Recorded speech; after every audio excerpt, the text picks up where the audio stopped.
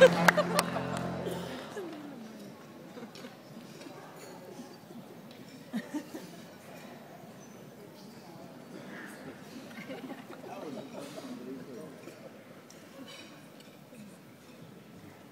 vill börja som Ulf Bingsgård sa, äntligen, jag har vunnit ett pris.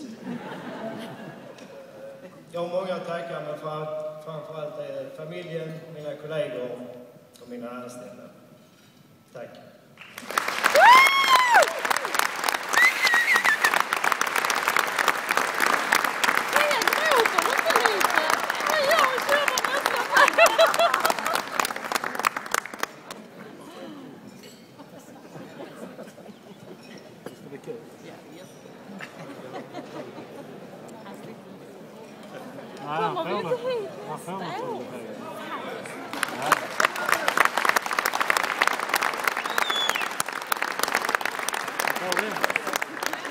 Vi får se om Magnus kan fortsätta att kombinera sin vanliga verksamhet, för nu har han tydligen blivit antagen som kul i den nästkommande Bondfilmen.